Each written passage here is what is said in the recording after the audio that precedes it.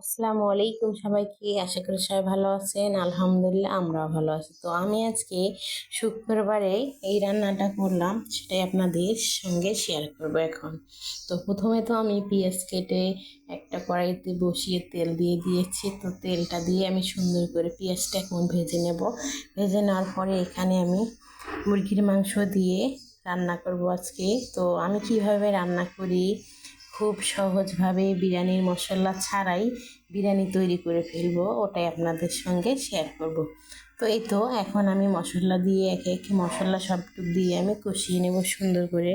নেওয়ার পরেই আমি আপনাদের দেখিয়ে দেব। তো এখানে কিন্তু আমি হলুদটা দিচ্ছি না, কারণ বিরিয়ানিতে কিন্তু মানুষ হলুদ দেয় না, তা আমিও দিলাম না। তার কারণেই আপনাদের বলে দিলাম। অবশ্যই আপনারা সবাই জানেন যে বিরিয়ানিতে হলুদ দেওয়া হয় না, কিন্তু অনেকেই দেখবেন দেয়, দিলে কালারটা খুব সুন্দর লাগে। তারপরে তো আমি মশলাগুলো দেওয়ার পরে মুরগির মাংসটা ধুয়ে রেখেছিলাম, সেটাই এখন দিয়ে দিচ্ছি। দেওয়ার পরে সুন্দর করে নেড়ে নেব। নেড়ে নিয়ে মশলাটা কষিয়ে মাংসটা কষিয়ে মশলার সঙ্গে তারপরে আমি আপনাদের দেখিয়ে দেব কোন পর্যন্ত গেলাম। তো অবশ্যই যদি আমার ভিডিও আপনারা দেখেন, ভালো লাগে, লাইক কমেন্ট শেয়ার করতে ভুলবেন না। আর আমাকে অবশ্যই আপনারা সাপোর্ট করবেন। আপনাদের সাপোর্টের কারণে আমার উৎসাহ বাড়বে মনে, যে প্রতিদিনই ভিডিও করতে ভালো লাগবে। আর যদি আপনারা কিছু না করেন তাহলে তো আমার ভালো লাগে না কিছু করতে, যার কারণে আমি আপনাদেরকে বলে দিলাম। তো এই তো মাংসটা একটু জাল হয়ে গেছে। তো এখানে আমি 2-4টা আলু কেটে রেখেছি, ওটা এখন দিয়ে দেব। তো একটু মোটা মোটা করে আমি রেখেছি। আসলে বিরিয়ানিতে যদি এরকম মোটা আলু না দেওয়া হয় তাহলে কিন্তু ভালো লাগে না। ছোট দিলে অবশ্য গলেও যেতে পারে নাড়ার সময়, যার কারণে একটু বড় দিলে এরকমই আনাম থাকে, ভালো লাগে দেখতে। তারপরে তো এই তো আলুটাও আমার একটু সিদ্ধ হয়ে গেছে। সিদ্ধ হয়ে গেলে আমি কিন্তু অপর চুলায় পোলাওটা রান্না করে রেখেছি, তো ওখানে আমি এগুলো দিয়ে দেবো। তো এগুলো কিন্তু এখন আমার রান্না হয়নি, ওটা আপনাদের দেখিয়ে দিইনি, পোলাওটা পরে দেখাবো। তো এখানে আমি কিছু মশলা দিয়ে দেব, কিন্তু এখানে কিন্তু আমি কোনো মশলা দিইনি, শুধু মরিচ, তেল, লবণ, আদা রসুন পেস্ট ছাড়া। তো এখন আমি কি কি মশলা দিচ্ছি ওটা আপনাদের দেখিয়ে দিচ্ছি। দেখুন এখানে কিছু গরম মশলা, ধনে গুঁড়া, জিরা গুঁড়া, সব কিছু গুঁড়াগুলো আমি একসঙ্গে নিয়ে আপনাদের দেখিয়ে দিলাম। তো এখন আমার সব কিছু দেওয়া হয়ে গেছে, সবগুলো আমি মিক্স করে নিচ্ছি।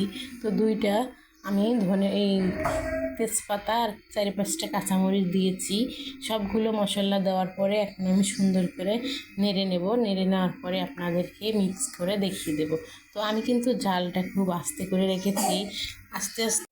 এই তো এখন আমার সব কিছু দেওয়া হয়ে গেছে। আস্তে করে ঢেকে দিয়ে আমি আস্তে আস্তে এটা সিদ্ধ করে নেব। কিন্তু কালারটা দেখুন অনেক সুন্দর লাগতেছে, বেশ ভালো লাগতেছে। তো আমি কিন্তু এটা তরকারি রান্না করার জন্য করেছিলাম। আমার মেয়ে অবশ্যই বলছিল যে আম্মু বিরিয়ানি করো, তারপরে আমি এই সিদ্ধান্তটা নিলাম। নেওয়ার পরেই এটা তৈরি করে ফেললাম। তো এই তো আমি অপর সাইডে পোলাও দিয়েছিলাম। পোলাওয়ের রেসিপি অবশ্য অনেকেই পারে, আর আমিও আগে দিয়েছিলাম, যার জন্য এখন আমি দিলাম না। তো এই পোলাওটা কিন্তু আমি একটা বড় পাতিলে দিয়েছি নাড়ার সুবিধার জন্য। তো এখন এটার ভিতরে আমি ঢেলে দেব।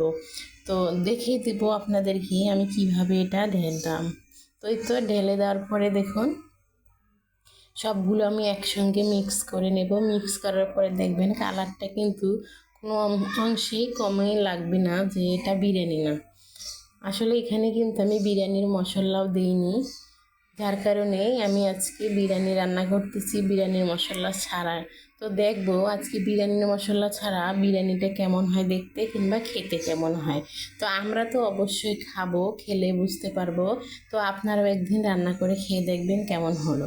তো এই তো রেডি হয়ে গেছে আমার বিরিয়ানিটা। তো ভালো লাগলে অবশ্যই কিন্তু লাইক কমেন্ট করতে ভুলবেন না। এই তো দেখুন বেশ ভালো লাগতেছে, আলহামদুলিল্লাহ। আসসালামু আলাইকুম।